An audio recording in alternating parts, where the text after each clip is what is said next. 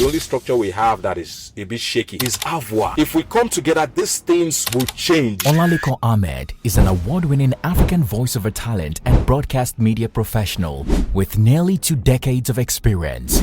If you were going to start your voiceover career in 2024, what are the things you're going to do? The first thing I need to do is... With nearly 2 decades of experience, having worked with top brands like Netflix, Coca-Cola, Samsung, and Google, Ahmed shares with us his journey to the top. I had access to international gigs when the likes of Voices.com were, just coming up. Insights into what the industry was like in the old era of voiceover. Of course, it's who knows you that will call you now. Imagine nobody knows you and you're doing, even if you have the best voice in the world, as long as nobody knows you, you're not getting any job. So the only way is just to... And what it means to be a top-rated plus talent on Upwork. Since you don't have agencies, well, not like we don't have them, but you don't have to rely on them anymore. How has that switch been for you? And would you say brands are still as receptive as back then when I started getting better jobs, $50, $45, $100. I was already working with brands like Coke,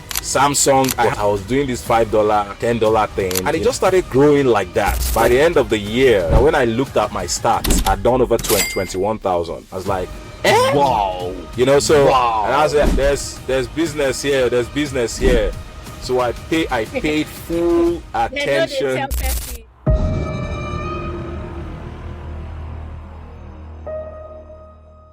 Hi guys, this is another episode of the Everything Voice Podcast, the Africa Perspective. I'm very, very happy today because finally we are having on the podcast one of the OGs in the industry. Because it's been a long time I've been wanting to have him on the podcast, and now it's just making much sense because I get to have him and Sarah. We get to have a well-rounded conversation. So welcome everybody to the Everything Voice podcast. Hello, Sarah. How you doing? Hi, T-Code. I'm doing great. It's such a pleasure to be here again.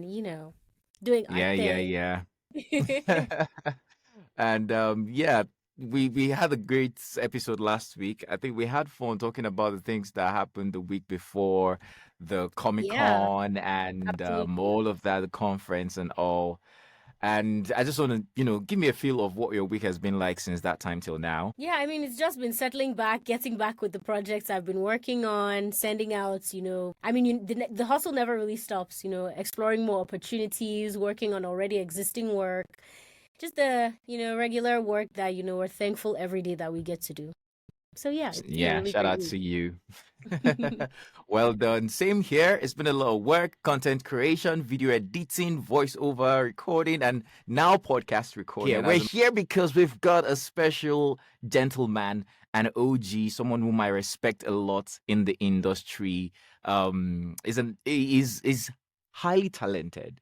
Like when you hear his voice, you're just like, who is that man? Who's got that voice? And then he's been in our industry long enough to know what should be. He just has a lot of experience, and I love to tap from his knowledge, his wealth of knowledge. I'm talking about no other person than Ahmed Olalekan, the award-winning voiceover artist from Nigeria. Hi, Ahmed. What's up? What an introduction. Hi, Ahmed. Hi, Sarah. What's up? That's good on the podcast, finally. Yeah. No, I'm not really even introducing you well because if I start to introduce you, you actually know. You think 15,000 students in the industry is a joke? You get it. Like, I've always heard about Ahmed. I've seen him on. I don't until today. Actually, I'd never seen him online. I'd always just heard about him, and I'm like, such an OG. And then today, when I properly went into it, I was like, it is an honor. We're supposed to roll out red carpets. Yeah. Your career, your career path. Not path. The trajectory, and the things you've done. It's just amazing. What has that journey been like for you? Well, it's been an interesting journey for me. Voiceover wise, since we're talking voiceovers now, for me there was no plan to go into voiceovers. Start. There's no arrangement. I know people who say, when I got into school, I knew I was going to be a voice talent and this. I never had that. So mine just it started like an accident way back at the university. I think I was in my second year. We're having a broadcasting class. I was supposed to be inside that class, but because I didn't buy the book, Nigeria now, they have to push us outside. And somehow the PA of the guy who was teaching us, the legendary broadcaster, God rest his soul, the PA just walked up to me. I was like, why are you guys outside? You should learn these things. These things are important. And I was like, these people, they have wahala. Like, he just turned and looked at me. What did you say? These lecturers, they have too much wahala. I said, I like your voice.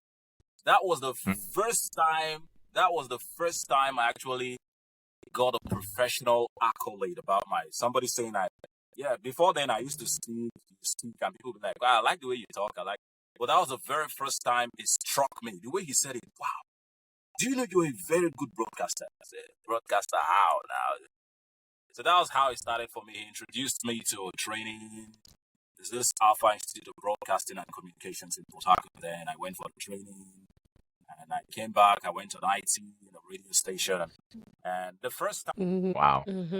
Ahmed, give us an idea of when this was happening. Was like the late 2000s or the early 2010s. Wow. So your voiceover career started in 2005. Safe to say, right? I mean, it's such a long. Crazy. Yeah, that's almost 20 years, right? That's like 19 years. And because of my excitement, we didn't go into introducing him properly and talking about the brands he's worked for and the amazing things he's done. My body was just like, please, let's blow this past properly. So, Tico, now you get to that. I mean, okay, so just a bit of background to whom Ahmed is a broadcaster. He's a broadcaster with Metro FM in Lagos with nearly 2 decades of experience, obviously, like you can see, with this deep voice and everything like that. He's done voiceovers for top brands across Nigeria, Europe, Africa, different parts of the world. And you can think about brands like Google, Coca-Cola, Samsung, Netflix. He has done it all. He's been there, seen this, done that. He's also an award winner on, different platforms. I know he was nominated at the ABVA Awards one time. I can't remember now if you eventually won that award. I should have checked. But yes, you won actually the Voiceover Artist of the Year at the Icon Nobel Awards in 2022. You've been nominated for Best Radio Presenter before, Best Newsreader. I mean, you've done a lot of things, and you've also moved from different stations. Like, you started your career in Porthacort and stuff like that, and now you're in Lagos. You're in the heart of where entertainment lies. So yeah, Ahmed has been here. He has done this and he has done that. I'm gonna have to slice this part of the podcast away because Ahmed is not here right now. To point out, but I didn't want to cut your flow. That flow, right? Yeah. I think his network took him out. Finally. Oh, yay. Sarah, do you see that? Do you see that? Do you see that headphone? We can hear you. I see it. Ahmed. Okay, I can hear you now. Do you recognize it? What headphone is that? I'm not certain. It's not this not one? super clear. From a distance, I can guess that that's the Behringer. Did I say Behringer? Bear Dynamics. Bear Dynamics. Bear Dynamics. Is it 660 something? I can't remember. Yeah, something around that. Yo, these headphones, I remember my first workplace. It's close back, yeah. The first studio that I got to work in, these headphones, they suffered in my hands. I can't remember the exact brand name, but I know it has 660 on it or something. I mean, you're correct. This one is 770. 770. Yeah, 770 yes, Pro. This guy. I love that headphone. And the sound is so beautiful. If I wasn't in a relationship it's cool for with mixing. While you're mixing, that it's would really be my cool. guy. I'm telling you. I'm going to buy one of those. Either the Sony. There's one Sony one like that. I can't remember the number now. And this one. Those are like the two that I'm eyeing. But anyways, enough of those. You're a senior guy now. You can afford it now. We are Boss, no, seeing they your why doings. me. Speaking You of can, which, man. Sarah is also an audio nerd. Just so Oh, you know, okay, right? cool. She has a home studio, which you know is like a I'm hot recording from right spot in now. Abuja. Okay. Yeah. Is this your home studio, And she's a Sarah? producer. Yes, it is. What, like music producer, film producer? No. Audio. So I What? created a studio for voiceover artists in Abuja. Okay. We don't Okay, have like you any of that, direct and I noticed voiceover that it's something sessions. people are... You said? Like you direct voiceover sessions, right? Well, not just directing. Like you can, I direct, yes, but it's whether I'm around or not. You have a space that's just like a sanctuary for voiceover artists and storytellers of all kinds. You can just come Oh, around. okay, cool. You can have your podcasts recorded here. If you're narrating an audiobook, you can come and narrate it here. If you're doing voiceovers for a video game, this is the place. That sort of thing. Okay, cool. Yeah, I noticed Business that data. most That's the way to go. Great. I'm just a bit of spoiler, guys. All of this part of the talking about audio part, it's going to be on the podcast. So I like it. Anyway, let's get back to the podcast. So, ladies and gentlemen, we're right back. We were back before you heard all of that, and yes, we're still back because we had a little bit of internet glitch, but then we will take care of some of those things in post production and have you enjoy the podcast like you're enjoying it already.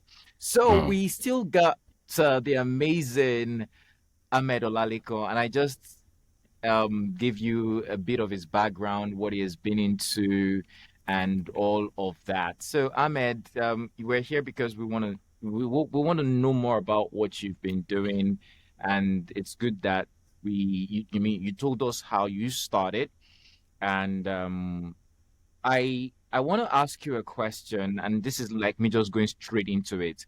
If you were going to start your voiceover career in 2024, let's assume that you didn't have a voiceover career before, but with everything that you know right now, what are the things you're going to do to have the kind of voiceover career that you have right now, or even better?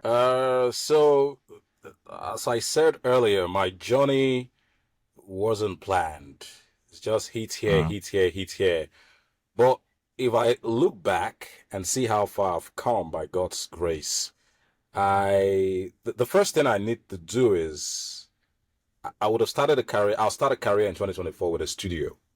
So when I started, I didn't own a studio. That caused a lot of trouble for me. It made me miss a number of gigs.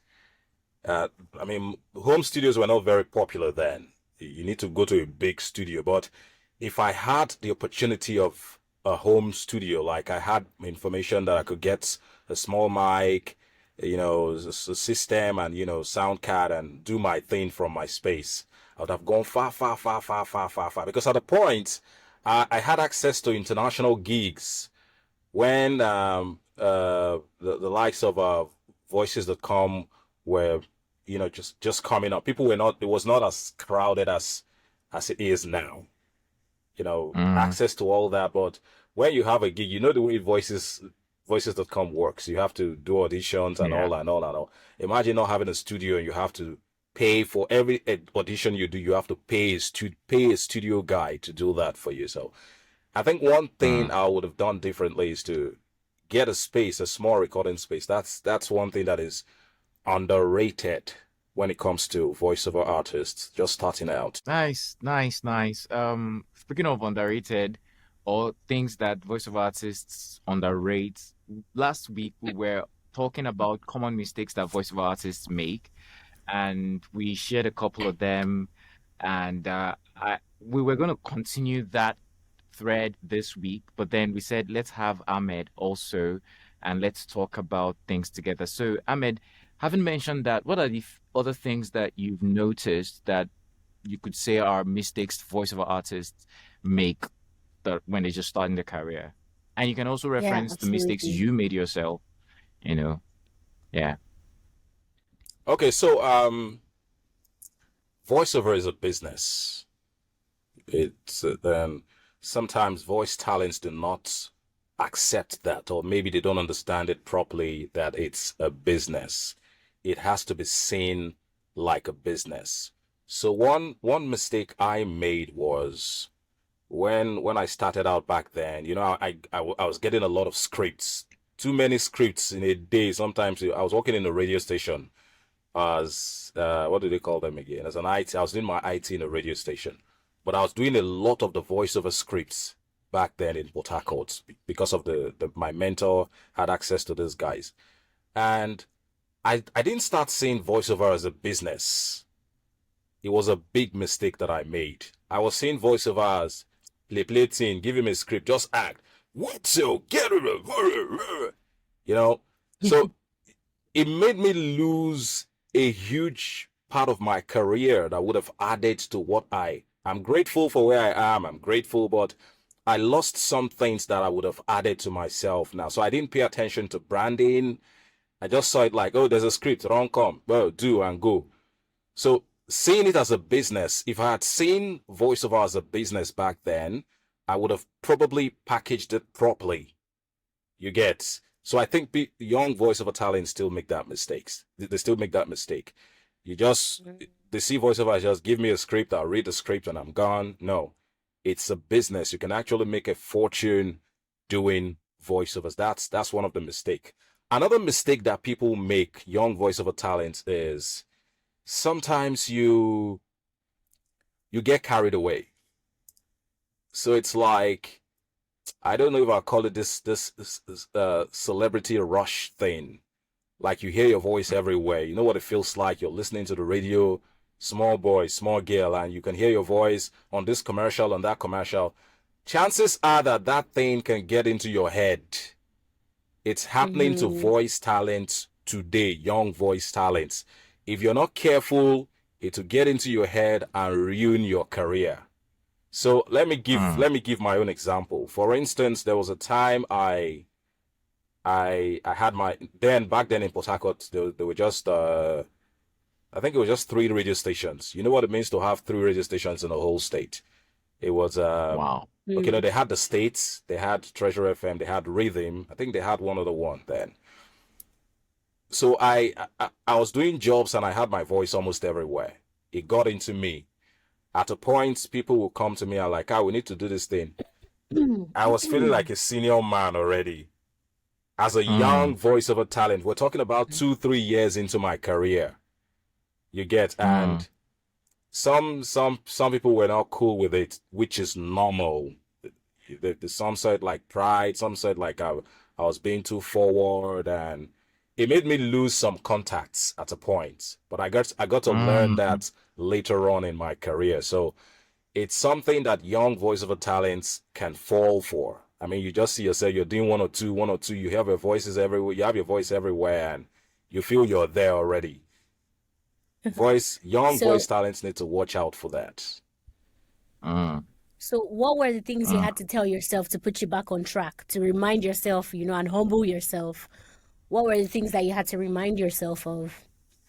So I got opportunities to start attending seminars. I met somebody who introduced me to these seminars that they help, or you need to be a part of it, And somehow I started hearing things that changed my mindset, not just for voiceover. It changed my perspective about life, my career entirely. So that helped me a lot. I remember a session we attended and they were like, the moment you start feeling you are there, I can't forget that. The moment you start feeling you're there, you're not there anymore. And that struck me like, oh, wow. So, that started making me think through, because I was feeling that way already. Your voice is here, your voice is there. So it made me retrace my steps. I started looking in words. I started paying less attention to the work I was doing. And I was paying more attention to building myself, making myself better.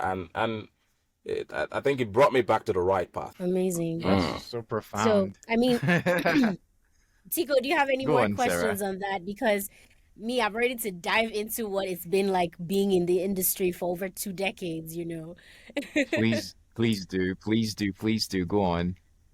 Okay. So, I mean, Ahmed, you've been in the industry for over 2 decades, and you've seen the industry grow, evolve, change. How would you say the African voiceover landscape has evolved in your eyes? What are things that have changed? Things that used to be that are no longer there, the good and the bad. Okay, so well, the landscape has really changed, as you rightly mentioned. A lot has happened. I remember when it used to be directly you have to do a job, you have to do it through an agency. So you can't, I Yeah. mean, you can't, it's hard, it's almost impossible to do a job without an agency. They have to call you, guy, come studio. Now, so studio they use or come and record, you go there. Sometimes you have the brand manager, you have a lot of people in the studio who are directing and all that. So the industry has, I can't remember the last time I saw too many people in the studio directing a voice session. It used to be the norm then.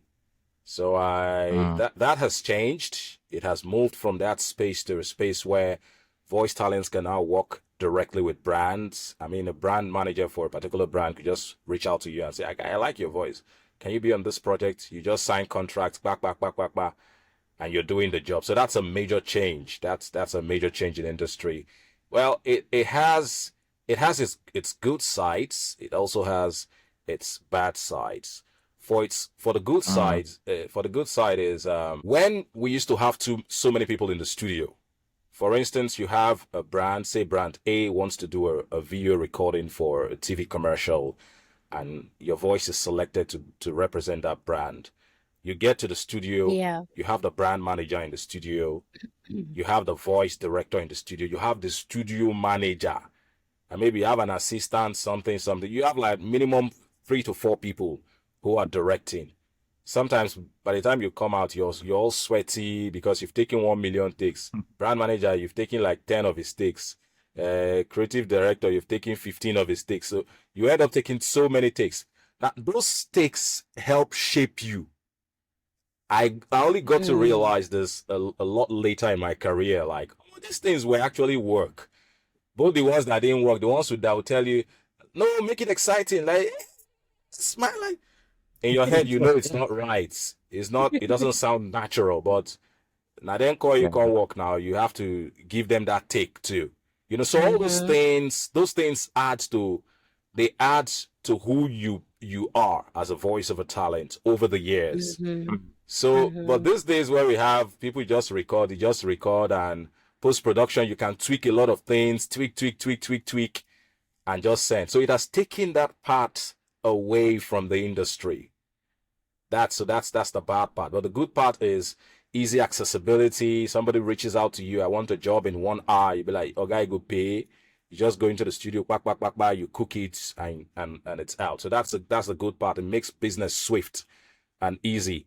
But it has taken away that training from different The people directing you meticulousness with differently. what goes into It takes. has taken that away from the industry.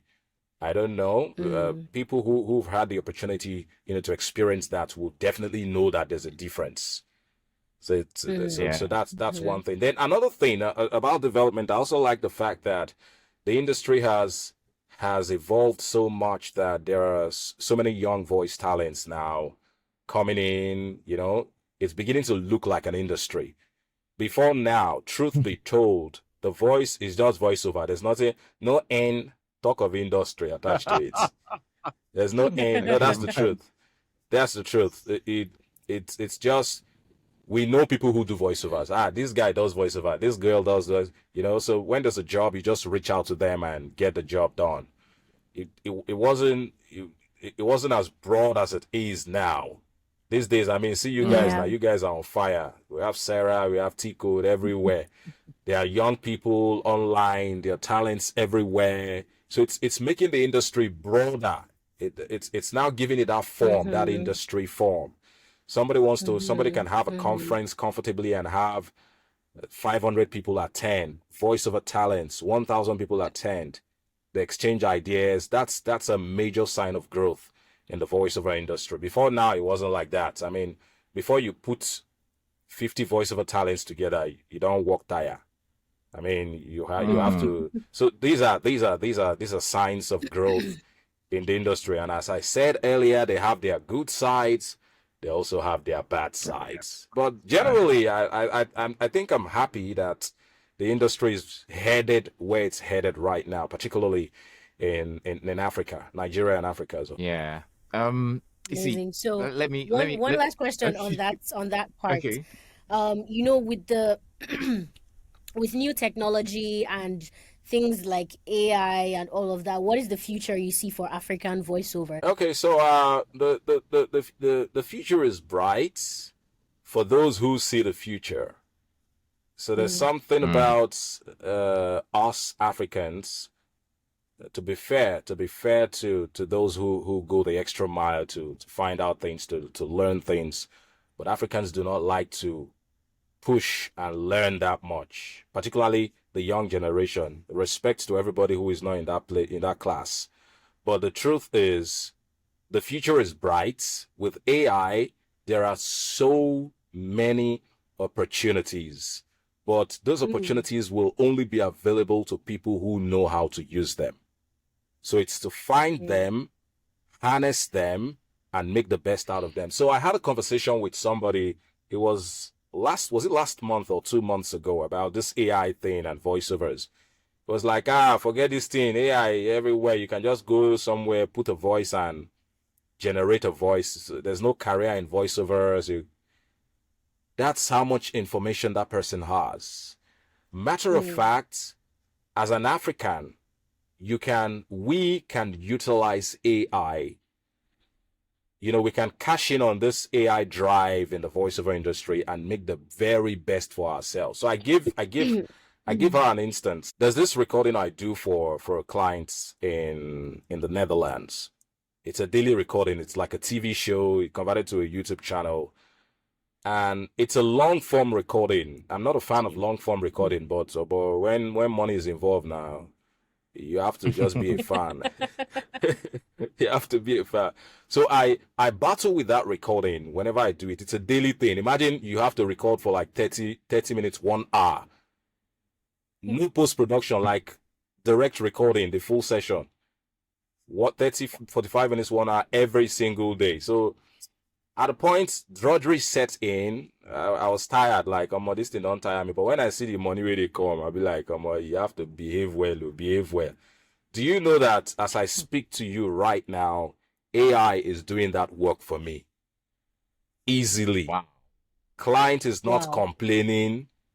I am not stressing. AI does that work for me.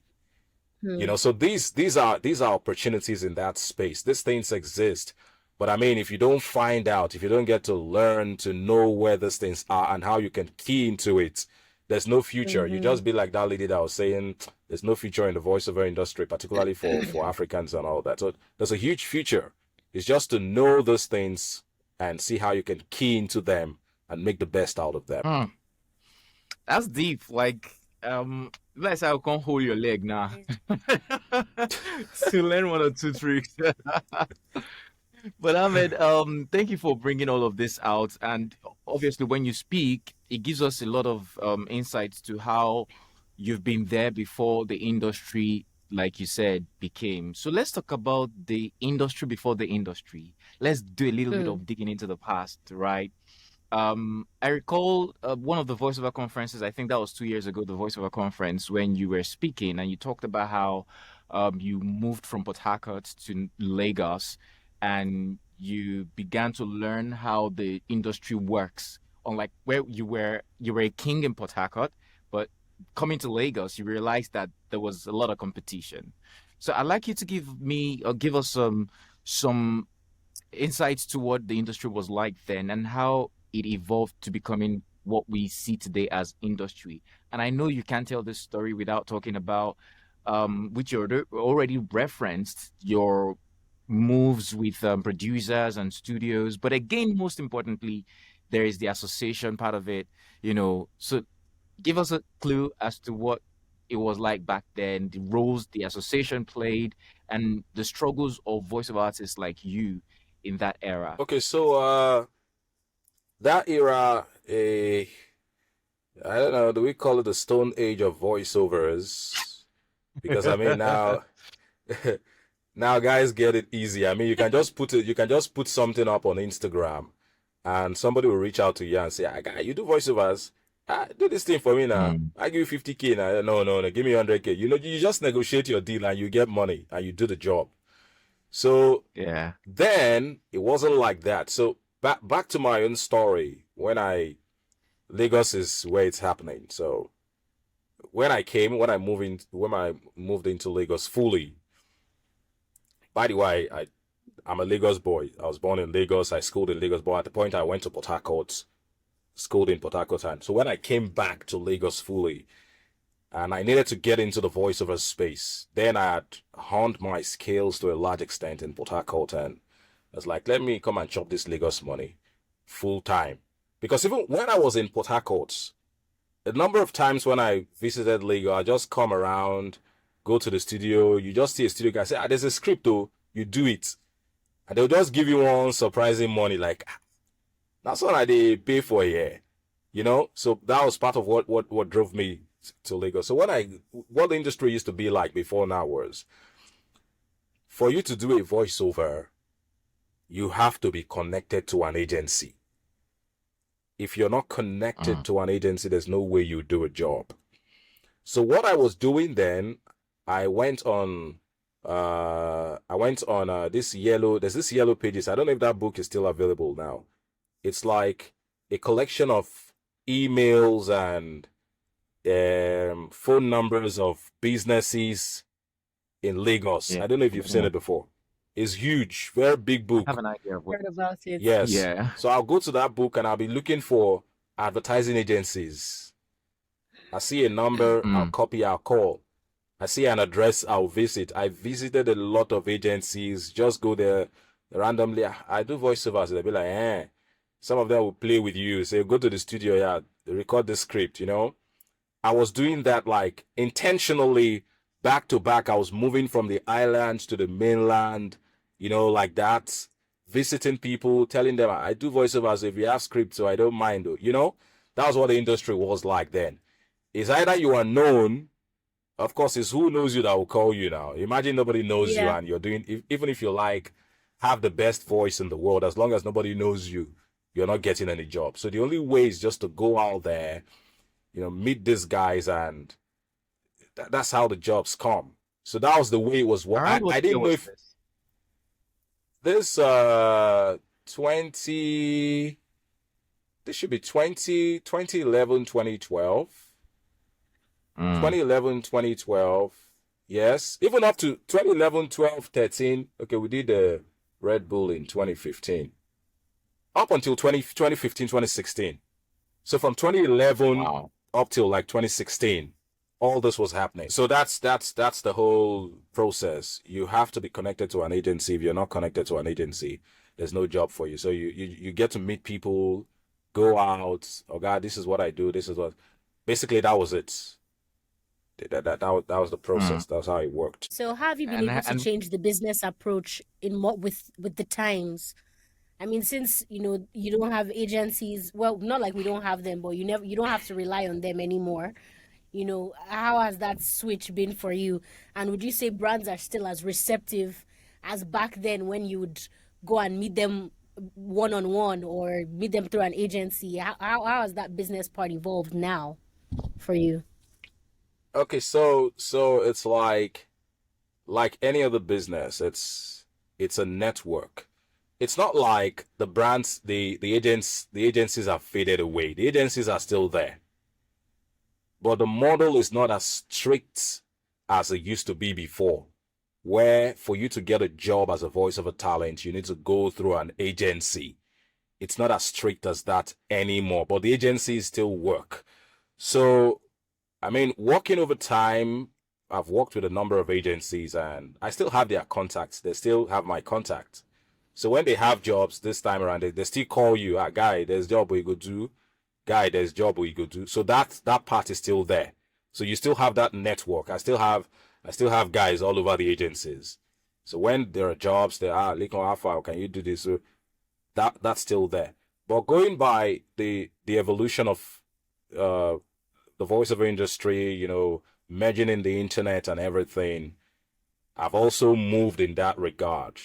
I mean, social media platforms, online platforms are getting bigger.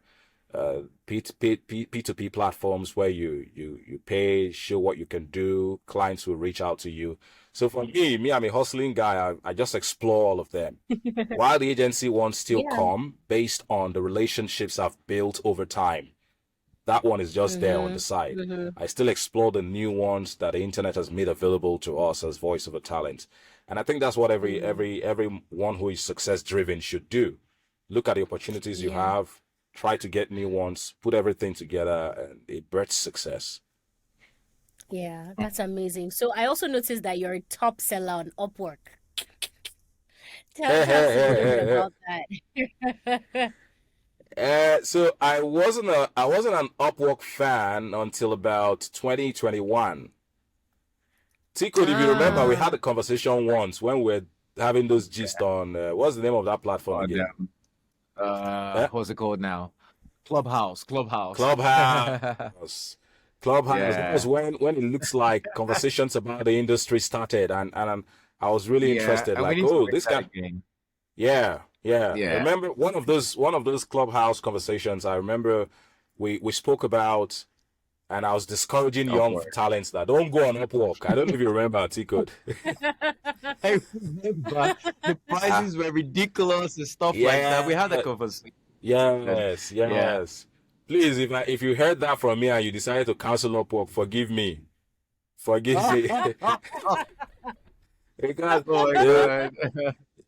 I can imagine you going there and seeing my figures now. You'd be like, this guy as if should not come here. See what he's doing here. This boss was lying to us. So it wasn't. So then it's still that way till today. The rates on Upwork are very, very ridiculous. Like $5, $10, $15 work, and you're wondering like, bad like this now. But in was it 2020, 2021? I went for a training. It had to do with sound production, film production, and all that. And one of my colleagues there, he was a top Upwork guy. And when he has conversations about Upwork, and I'll be like, this same Upwork. He was always saying nice things about Upwork, how he needs to withdraw. I said, let me take a look at this Upwork again. So I went back to Upwork and I started looking at it. I said, this thing, let me even try it, Sha. The first work I did on Upwork was a $15 work. It's like, then the dollar was not as big as it is now. I think the dollar, I can't remember the exact figure, but it wasn't big. So on a normal day, the agency was paying me more than Upwork would pay. Unlike now, if you get a $50 work on Upwork, you will smile well. You will smile well. So then the value of the Naira was still high, so it wasn't too big. And let me just do it and see. So one of the days I saw a Nigerian, Abim. You should know Abim. Shout out to Abim. Voice of Abim. Yes, Voice of Abim. Yeah. I saw his profile. I just told him this thing this year, like in February. I saw his profile and I think I saw around $9,000+. And I was like, $9,000. Somebody can do. Are you saying this guy gathered $5, $10 up to $9,000? So, if this guy did that, I would try it. Let me see. And that was it for me. He was a major motive. He didn't know. I just told him that in this year, 2024. I was like, okay, let me try it. Wow. I'm sharing the Upwork story. So I got an Upwork. I started paying attention. I learned a lot of things. I started reading a lot about Upwork, how it works, gigs and all. And jobs just started coming. $10, $20, $50, 100. At the point it started moving. So there's a category. When you get to a particular category, they lift you up. And the higher you go, the more visible you are to certain level of clients. So I think that's the way the platform works. And I started getting better jobs, $50, $45, $100. And the thing was started. So one of the withdrawal, and then when I started the withdrawals I was doing $50 withdrawal, $60. I'd be like, almost $1. I go, small like that. This thing I'm telling you, it wasn't in 2005. Like I was already working on major brands at this time. Mhm. So it took a lot of humility for me to do that. Like I was already working with brands like Coke, Samsung. I had retainership with like a couple of them. Like I was getting normal money from normal voiceover. And I say, I'll be voiceover guy. They give me money. But I was doing this $5, $10 thing, and it just started growing like that. God just worked it out. And you won't believe that by the end of the year, that 2021, I was shocked that when I looked at my stats, I'd done over 21,000. I was like, Wow. Wow. And I was like, there's business here, So I paid full attention. I paid full attention to Up. That's So amazing. as it stands, even till today, Upwork is still one of my biggest voiceover paying platform. Yeah. I know. In recent times, Upwork rules have changed. Sorry, Tico. Yeah. No, please go on. I'm enjoying this. I also, for the major part of the beginning of my career, I also used to use Upwork a whole lot. I mean, 2021, 2022, most of my gigs came from Upwork. But I know in recent times, a lot of their rules have changed. You have to buy more connects than before. You even have to buy connects to turn on your visibility badge, and the job rates have become the prices and the rates I see on jobs are even more ridiculous than they used to be back then. So I'm like, how are you still able to cope with that and ride above all that? Okay, so what happens on Upwork? I don't know how the algorithm works, but I'm trying to imagine this is the way it works. I'm a top rated plus talent on Upwork. So when you're top rated plus, they say you belong to like the 10% of talents on the platform. So a lot of times when brands want to do certain, they have premium brands on Upwork. Yeah. Yes, they have premium brands. So when those premium brands want to do jobs on Upwork, they don't put the ads like the general ads. Like just put it where everybody will just come and start spamming them. They have like 10,000 people to interview. They don't do that. So they select the people they send the jobs to. So that's how I have been getting my sustenance on Upwork. Then aside that too, I don't think it's just me because I've heard this testimony before. So once in a while they have these, they have these Upwork conversations where talents come and you meet. They talk about things, developments, Nigeria, and all. So I think somebody shared the same story. So I think it's not just me. If you've been on Upwork for a while and you've been consistent, chances are that you will have like 2 clients who will still be with you. So I can't remember the last time I applied for a job on Upwork. It's been over 3 years, but there's hardly a day that I don't do a job on Upwork. Yeah, so my connects, I don't even use them. I just see them every month. They renew the connects. I don't know if it's 10 or so, but I always have so many connects because I hardly use them. Very, very rare. Because I have 2 clients who always, once in a while, there's a third one. So all that still has to do with building connection, doing your work well and trying to establish relationship with people when we work as voiceover talent, which is very, very, very important. Young voiceover talents these days, they don't know how to build rapport. T-Code, one of their lecturers, you should tell them. They don't know how to build rapport. Let me even just say this. I contacted a voice talent for a job. I had a job and I felt the voice was good for that job. And I reached out to him and like, your voice will sound well on this project. The guy gave me fee, one hand. That his fees, he gave a fee. It wasn't really about the fee, but the way he went about it, that I have to pay him up front. And I was like, guy, calm down. Me, I be voiceover talent. I do voiceover too. Relax. He was like, no, Baba, no, that's his style, oh, that you have to pay him up front so that tomorrow they don't go and say they don't want to use the voice again. I said, is it that you don't trust your voice? You don't trust your work enough that you've done this thing, they will pay for it. Why you? So, as it stands right now, I don't rule that guy come up for my voiceover artist list. So sometimes people do these things, they don't know. There's the part of your talent, your creativity. There's also that part of human relationship. Sometimes you need to bend a little bit, and so that the client will look at you and be like, this guy, I like you. So apart from the fact that you do good jobs for me, I think I like your human relationship. So that's one thing that keeps clients with you for a long time. It has worked magic for me, and it's works for me on Upwork, outside other platforms. So I think young talents should also learn that. Yeah, that's so profound. And I think I need to add that to part of the mistakes that I also made early on my career. I made a reference to that before, and I'm going to, highlight it again since you mentioned it. Dimitri. Dimitri is one of also, people that did voiceovers. The man with the gray hair. And yeah, right. And this was just like when I was also beginning to come up in the industry. I shared the story the last episode, and Dimitri reached out to me, and I didn't know who he was.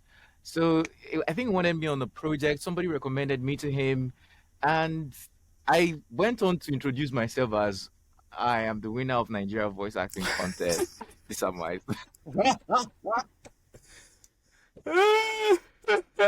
And this guy, I will blow my trumpet myself in case you didn't know. Right?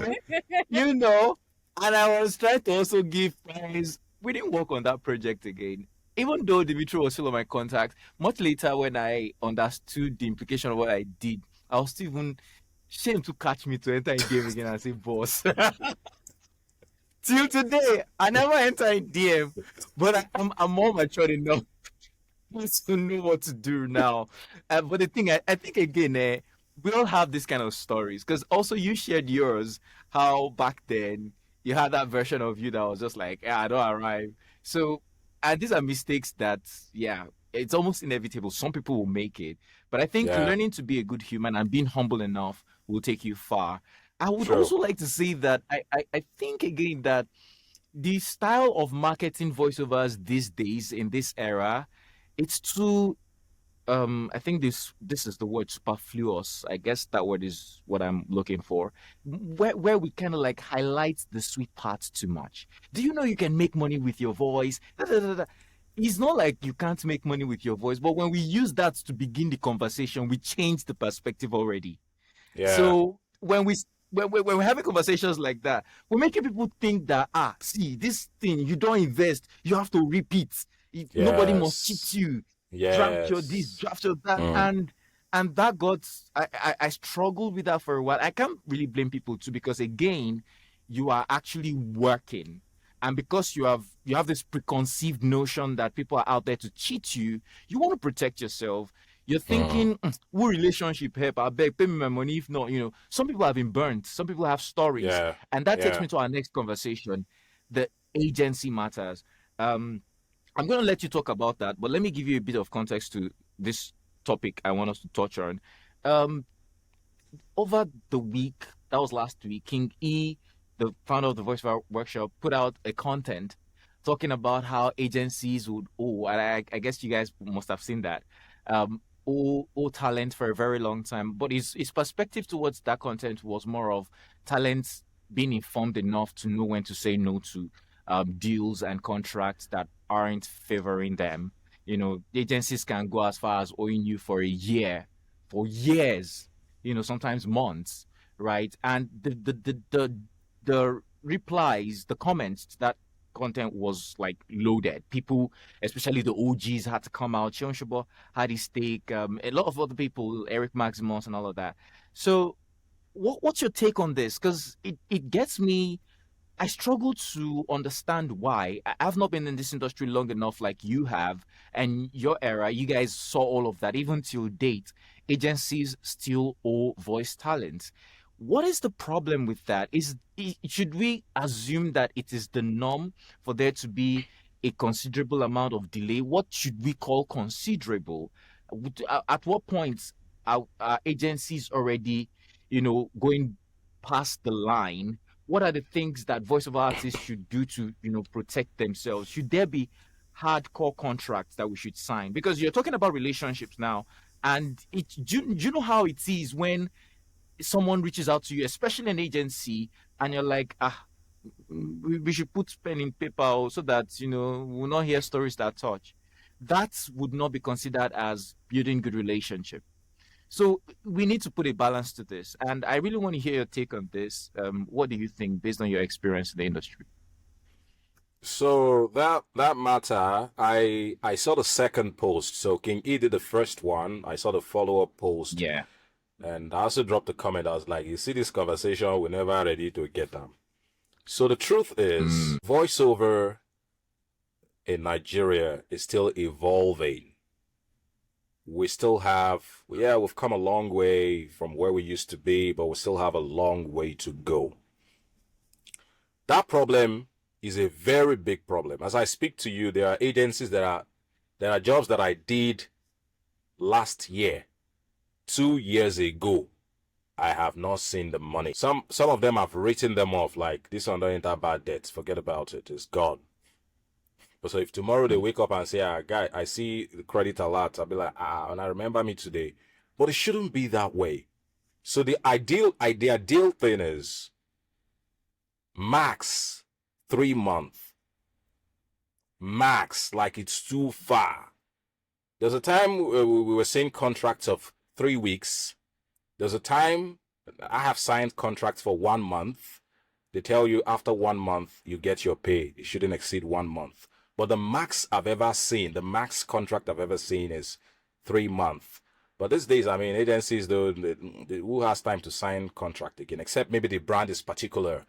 Maybe they've had an issue in the past, and they are trying to, block all ends. That's when they give you contract. But it's really rare for an agency to give you a job and say, this is the contract for you to sign. It's just a few still organized agencies who have affiliations with other countries that still do that. But the core Nigerian agencies, bros, they don't do it. You do the job, is when the money is available, that's when they pay you. And it's very, very wrong. And let me tie this to what I said earlier about the evolution of the voiceover industry. I said the voiceover industry is changing. There are good sides and there are bad sides.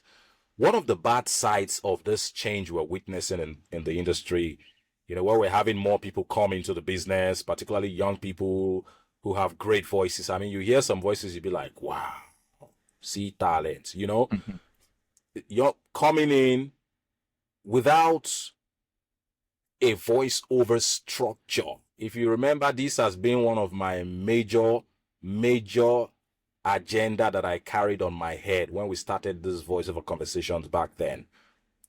I've always believed in a structure. It's not about the size of the industry. It's not the size that matters. Like, there are 1 million voiceover talents in Africa. No.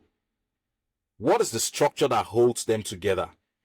The structure that holds them together is more important than the number of voiceover talents we have in that space. Let me give you an instance. We're talking about payment and how it should be. Let me give you an instance. So, for instance, let's talk Nigeria now. In Nigeria, we have voice talents everywhere. There's T-Code here, there's Sarah here, there's this guy here. We're all doing our things individually. People reach out to you. They want to do jobs. They do these jobs and they go. There's no affiliation with you and any other body or structure that you say, I'm attached to this, I'm attached to that. You get? When it comes to abuses, because that structure is not in place, we cannot check those abuses. Imagine if we have a structure in place that we all belong to. We say, we are voice talents, we belong to this. This is us. This is our force. So the moment you get into the voiceover industry, you get into that force. That way, we have a collective voice. If I do a job, and ideally, you should pay me 2 months after that. If after 2 months you have not paid me, I have the right to speak I say, my people, oh, this is our force. Come, oh, are you seeing what is happening? Is it happening to you guys too? Is it happening to anybody in this force? This is our force. Somebody will say, you'll be shocked. Somebody will say, it's me too, me too, me too. So it looks like it's a trend now. We can now, because we belong to that force, that house. We can now come and say, no, let's speak against this. Do you understand? We can now say, no, we move out to the brands. We move out. We can sanction a brand and say, no voiceover talent in so in Nigeria should do a voice for. People do it now. Should do a voice for this brand because this brand keeps faulting. This brand keeps insulting voiceover talent. This brand keeps making voiceover talents feel less than they really are. Do you get? We can do that and achieve these things. But imagine a situation, this like what we have now in Nigeria. Sadly, you're doing your own thing. This one is doing my own thing. If a brand, for instance, T-Code, you're working with a brand and something happens, the brand presses your neck. The worst you can do is just maybe call the brand out. Nobody follow you fight. Because they'll tell you when you are collecting money, did you call us? Which one is our own again? I mean, it depends on how the atmosphere is. You might just get a few reactions. It dies off. Because you are just one voiceover talent. Or it's just the court of it's just you. There are nobody. Exactly.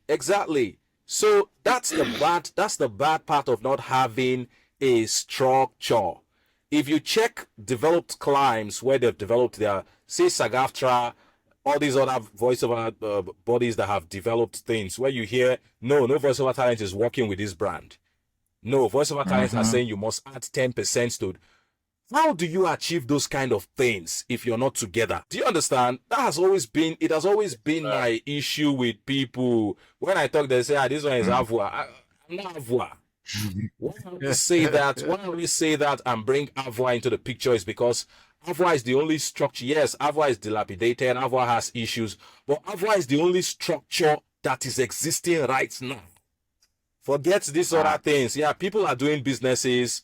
People are trying to project. Shout out to everyone who is, making an effort to project the voiceover industry in Nigeria. Shout out to them. They are doing well.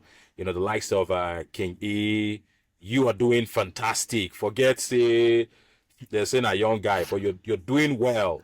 Like you're projecting the industry. You're trying to push that this is a space. You get, and to a large extent, it's selfless.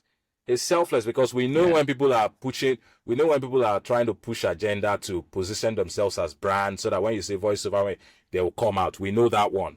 That one is different from what a few people in the industry do to project the entire industry.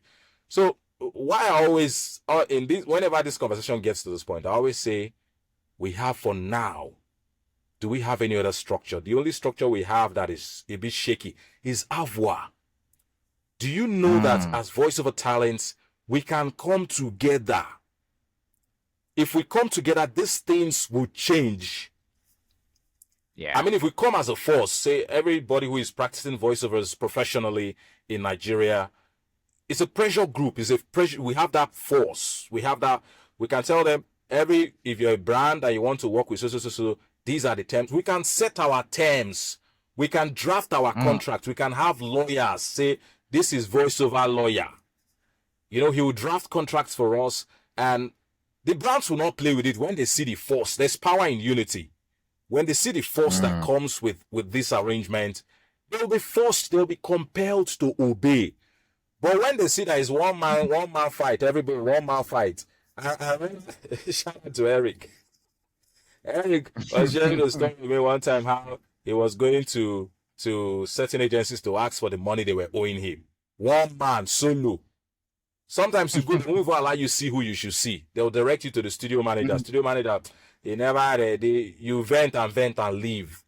Imagine if we had a body, like a strong force that we are all a part of. We're not talking about individuals who are doing businesses and running voiceover things. We're talking about a body, like a pressure group, like that association, which Avoir was playing that role, even if it's a bit epileptic now, but that function is still there. So until we do this, forget what anybody is saying. Forget it. Individually, we cannot win this war because these brands are big. Brands are bigger than us, whether or not we like it. Agencies are bigger than us. As a matter of fact, I remember having a light, they call it beer parlor conversation with one of the producers then, with I think it was Insight Communications. I was like, he was also a voiceover talent at the time. It was like, that voiceover talents are the least, that they are the smallest people in the chain of production. That they attend to every other thing first before they attend to voiceover. And I'm like, really? That's the normal thing in those big agencies. They are big, they are very big. So they see you as call that guy, let him come and voice it. Let's use his voice. Voice is good. So as long as we keep pulling ourselves apart, the industry is growing. Yes, it's growing big. But instead of growing and coming together to form a strong force, we are growing and expanding, pulling ourselves up. We'll keep having these problems. It will get worse. As long as we're growing this way, the way we're growing, it will get worse. Because anybody who is a brand, say, for instance, Tico, you manage to build your brand and your brand becomes very strong. Yes, you can walk up to a client and dictate your terms. No. If you're not giving me this, I'm not doing it. I'm leaving, How many will you say the industry is blossoming? If that happens, if there are 10 people in the industry and only one person can do that. Do you understand what I'm saying? Yeah. So you are covered because you have built your brand. You are covered. No, me, I'm premium. You can't tell me you can't pay. I know voiceover talents in Nigeria, in Lagos today, that before they leave their house, you will pay them. You have to pay them. They have to see the money. You will pay those ones that, we understand that. But how many in 100 people you have like just 2 people who have been able to strong their mind and say, this is how I want to do it, and they do it and succeed at it. People like us we look things from different sides and we try to balance things up. We just be like, give it a human face, bend here. And that's why we keep seeing jobs once in a while. Sometimes if you say you want to be stiff, you're stiff, you have to do this, this is the way it should be, they'll just start leaving you. And before you know it, you just see yourself, voiceover talent that doesn't do any voiceovers anymore. You just become that. So back to the original conversation. For as long as we are not together, for as long as we do not belong to a house, a force, we can't change these things on our own. Yeah, we can make some dictations. We can try to make some things happen for us as individuals. For me, there are brands I've worked with that I can comfortably say, Oga, no. If you're not paying me 700K for this job, I'm not doing it. If it's not 1 million, I know they will come back because of the way we've built, But how many people can do that? How many young voice talents can do that? And before you know, these abuses will start increasing. Somebody will get somebody on Instagram. He'll just do anyhow. They'll settle on a fee. If your fee is 100K, at the end of the day, they do the job. Okay, I don't like this job. We give you 10K. That will start murmuring. Why? There's nobody to fight for him. The worst he can do is call the brand out on social media, maybe small talk, blah, blah, blah, blah. It ends. But imagine if we were together as a body. We are a force. Anybody who is practicing voiceover is a part of this. And something happens to one, it touches everybody. Are you serious? That thing happened. We'll do a letter to the brand or the agency. This is what you did. No, it is unacceptable. We condemn, Bro, things will start taking shape. Everywhere, every industry where things are working, these things happen. They face the government and the government listens. They face brands, so until we get that right, bros, this conversation we're never ready to get them. You can't do anything as an individual. The worst that will happen is they'll say, no, give that guy work again. That's the worst that will happen. This is so profound. And I really share in your sentiments when it comes to the thinking that we need a structure. I've always been clamoring for that. We started having this conversation in 2021. When we would have those clubhouse conversations and we would have people bash Avwa.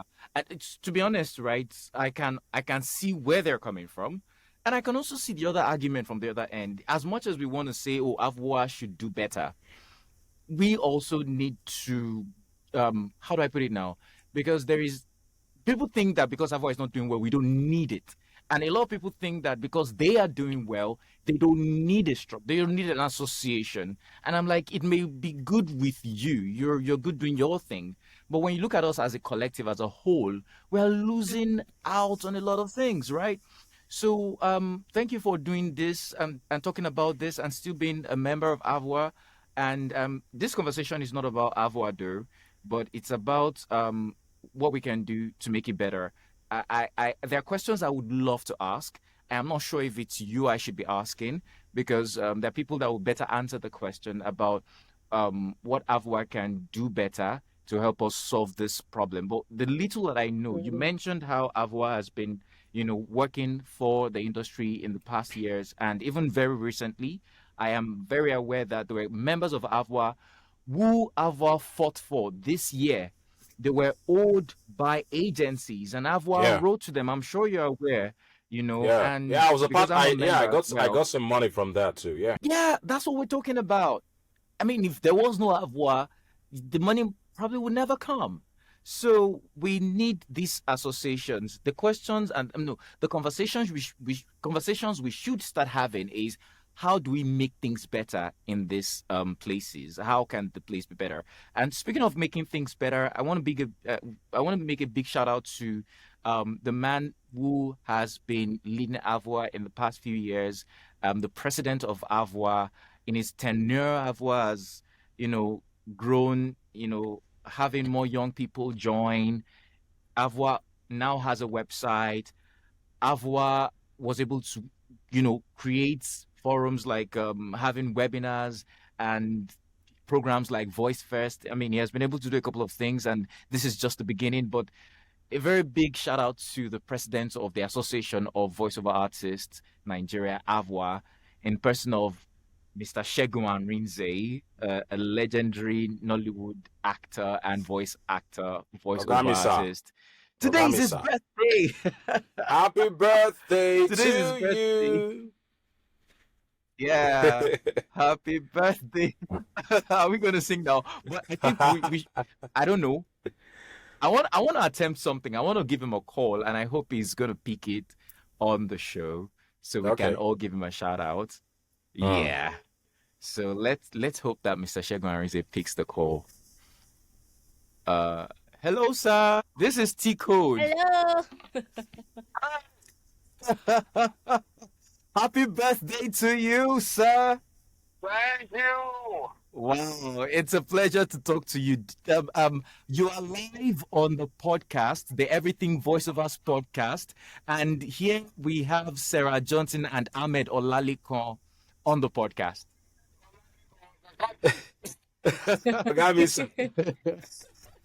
Happy birthday, sir.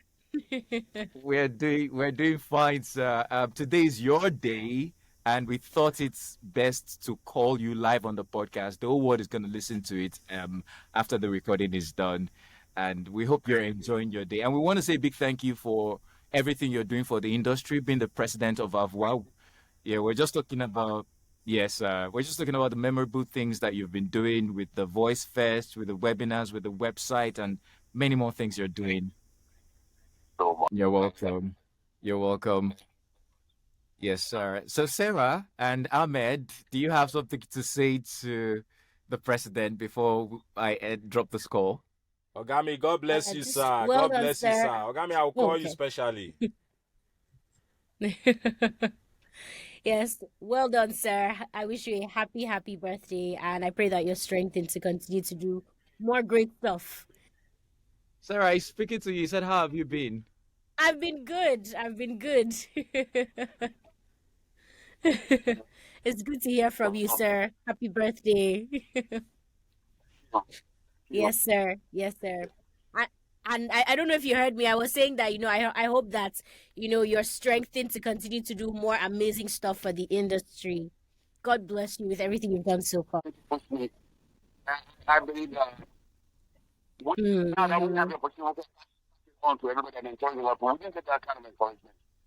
You know, Mm-hmm. it will help now to start the matter on, train them, nurture them, let them do insight Absolutely. into the kind of wisdom and knowledge that we have. And it's Mm-hmm. important Mm-hmm. we do for the young and upcoming ones. And then they get established, and then they can pass on to the generation next. All Absolutely. right. Well done, sir. Thank you. Thank you. You're most welcome. You're most welcome. Thank you very much, sir. It's been a good time talking to you always, and I look forward to our next meeting and everything that is happening with Avoa. Yes, sir. All right. Yes, sir.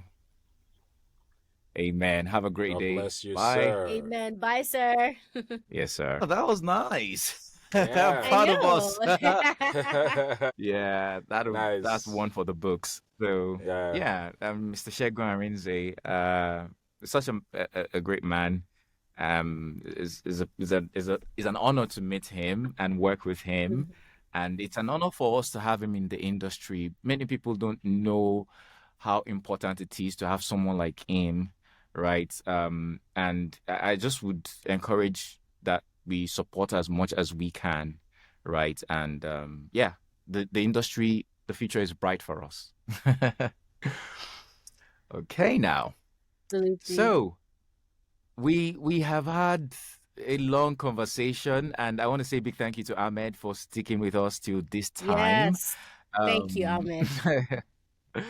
Ahmed has shared a lot, but we would have to have Ahmed some other time so we can talk more about other things that we Ahmed is into. For instance, Project Eden. Ahmed, we didn't have time to talk Ooh. about that.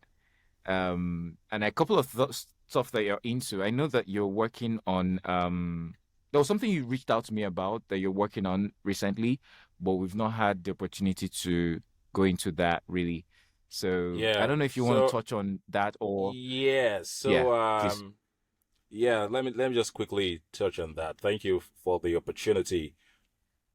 So Project Eden is my way of giving back to the voiceover industry. I don't think I've given back enough.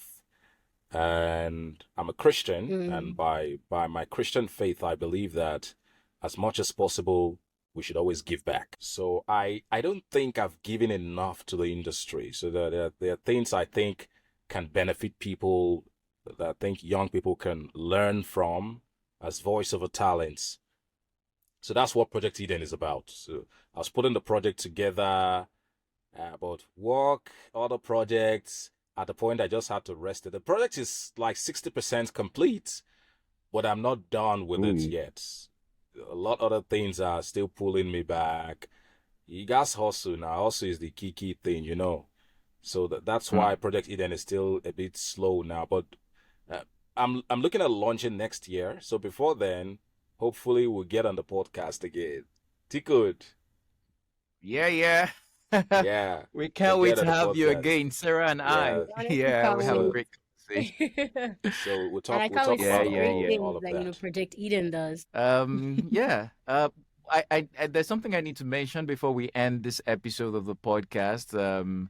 So Sarah, I'll let you talk about the donation thing that we have been able to activate, but I just want to touch on this quickly. So on the last episode, while we were giving the highlights of what happened over the week before then, which was the week when Sarah was in Lagos for the Lagos Comic Con, I was at the VO Africa conference. There was a session that was taken by Seun Shobo where it was talking about how to you know how to do commercial reads, right? Like how to, book them. So there was a part where he was talking about statistics on commercials, and he did talk about Africa having a share of $200 billion.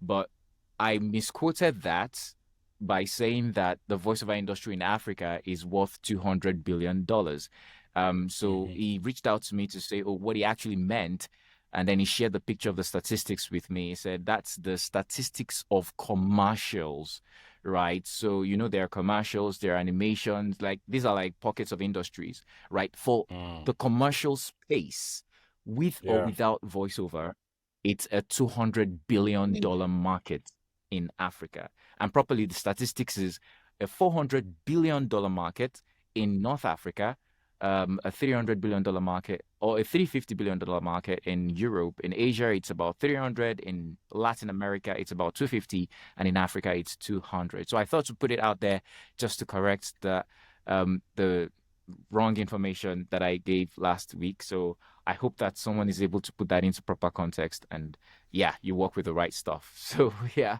shout out to Mr. Shobot as well for doing what he does for the industry and helping us have a feel of that particular statistics. So yeah, Sarah, you can go on and give us the spill the tea about.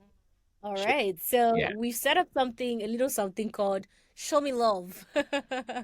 And this is this is where you can show us love and donate and, contribute to the podcast financially, show us love. This goes into building the podcast, paying the awesome team, because a lot of work goes into putting a podcast together. We have a team strong of about 10 people, if not more. Tico, am I correct? We have the audio editors, we have the audio editors, we have the video editors, we have those that help us manage social media and do all that stuff. So, and these people get paid. We don't do it, you guys, for them. Graphics. And this level of excellence we bring to you comes with a cost. So if you love what we're doing so far and all the knowledge you get to learn on this podcast, so you can just go ahead, show us love through the link that will be down wherever we're going to post this. There's definitely going to be a link attached, so just go ahead and do your thing. We're actually a team of 7. Just almost 10. I was right. You were. So thank you guys for being a part of the podcast every week. We really do appreciate it. And a big deal, I should announce this. It's not an announcement, it's just a reminder. The APVA Awards is happening this Saturday. So if this is dropping on Friday and you get to listen to it on Friday, stay tuned for the APVA Awards happening on Saturday, the biggest award for voiceover artists, podcasters, and spoken word artists across Africa. And this is the 3rd edition, and I am privileged to be the co-host again. And I look forward to the money, to seeing. Come on, boss! You are the one chopping. Like, did you hear the things that Ahmed was saying? I had 21K on Upwork. That was small money. Please. He said there's actually he's not doing a job on Upwork. No, that AI is making money for Ahmed. That money don't end since, so it don't finish. And I love the perspective. Just to touch back on that a little bit. I love the perspective you're looking at the AI thing with. It's like it's not the enemy. How you've employed it to make money for you. Where people feel like, oh, this is here to take our jobs. It's like, nah. Let's find a way to work this thing for us so that we are still seen as you really can't do these things without these guys. It's just not possible. Yeah. So there's definitely a lot of opportunities in that direction. And I hope that rather than just being scared of it, people get to explore it and, find a way to make it work for good. Yeah. So thank you so much, Ahmed. I'm so inspired by your story. I'm going back to Upwork to figure out how it works and make it work for me. And also do the adjustment I'm going to dust my Upwork account too. Because I also used to be a top-rated talent as well. But then when I got busy with outside work outside of Upwork, I kind of just left my Upwork account. And just hearing Ahmed talking about it today again, I'm like, are you sure I'm not going to go back to Upwork and see how things are going over there? Go back. Go back. Oh my! What exchange rate is talking now? Yes, Thank you so much, Ahmed. It's lovely talking to OGs like you. And I love us to have more OGs. There are many of them that I want us to have on the podcast. Absolutely. Yeah, Sarah, we're going to do that moving forward. Definitely. All right, guys. It's been a good time on the podcast today. And yeah, this is where we call it a wrap on this episode of the Everything Voiceovers podcast. Thanks to Ahmed Olalekan, our guest, an amazing OG voiceover artist, and Sarah Johnson, my co-host, the voice of Iyanu. Iyanu. And myself, did you featured in Iyanu, right? T-Code. Yes, I did. I'm the voice of Shiju. Okay, nice. And you also featured on Iyanu. I Yeah, I know. played two We caught characters. I you. can't even remember the characters, but I think they were minor characters. Yeah, we're gonna see all of Mm. that when it drops. I will know your voice. Your voice. I've had two clients. I've had two clients use you as reference for me before. They were like, this is the voice we want you to sound like. I was like, God. And these days your voice is everywhere. It has always been everywhere though, but it's like I'm just paying attention to it more and I'm like, No, but wow. so, Nah. so I so T Code, I don't know if we have time. We should quickly address this. It's nice you mentioned Okay, it. please do. The idea Yeah. of getting a voice reference to sound. I mean, how can somebody tell a T Code to sound like me? Hey It's like God, I telling me to beg. sound like you. It's wrong. Yeah, I know where you're coming from. That's true. Yeah, Mm-hmm. and that's a lot of pressure on Mm-hmm. you. It's like telling me, Yeah. giving me a T Code sample and say, sound like this guy. The moment I see it, I'll be like, this is not my script, sir. I can't do it. Mm. Same, Yeah. straight to the point. But so sometimes Yeah. voice talents make that mistake sometimes too. They give you a script that, this is not within your voice profile. It's off Yeah. pitch totally. You will not do it and you start doing some tweaks with post production to want to. It's not right. Mm-hmm. It's not right. So Mm-hmm. every voice talent Mm-hmm. you should know your voice profile. If you see a job, no matter how juicy the job looks, you look at it like, no, this is not for my voice. I mean, I see jobs like that, I'm Mm-hmm. like, no, I can't do this one. It's not like if I struggle, I won't do it, but it won't give my best. So the True. best thing is just let it go. And every performance should be a performance you are proud of. Not you do and you're like, Mm. I struggle with that So I think that on one side, voiceover talents need to learn to say no to certain jobs because they don't fit their voice profile. On the other side, agencies, brand managers who are not very experienced when it comes to selecting voices for certain things should also know that there are certain voices that should work for certain things. Don't try to force a voice that should. How can you be giving a Tico my reference? It's like giving me your reference. I can't sound like you. Yeah. Yeah, Yeah. true. Yeah. Yeah, well said. But Thank you so much, it's all good. Ahmed. And I think you should please drop your handles or however you would like people to reach out to you if they need to reach out to you either for work or maybe other things like mentorship. That's if you do so. Okay, at Ahmed Olalekan. That's my handle on Instagram. Instagram is busier these days. On Twitter it's at Ahmed CYP, but Instagram is fine at Ahmed Olalekan. The Olalekan has double N at the end. So Yeah. we Yeah. can talk and do things, make things happen. All right. Thank you so much, Ahmed. And just to for what Sarah said earlier on, yes, we have a platform that you can donate to us. We'll put the link in the show notes and in our link tree, so you can send us something, a tip, and we'll be very grateful to have that. All right, that's it for this episode. Sarah, any last words? I'm Yeah. signing out already. No last words. I mean, it's been a great time. So make sure you listen. You can even hold notepad while listening because these insights. Okpo, okpo. Yeah, so It's please plenty. stay doing what you love. And yeah, it's plenty. It's plenty. So to anyone listening out there, just keep doing what you're doing. Keep growing. Don't let anybody tell you can't do voiceover or whatever freelance thing you're doing, because I feel like a lot of the things we talk about are not relevant to just voiceover artists, but to like the freelance, a Yeah. republic as well. So Yeah. take these notes Yeah. and make sure you keep at it.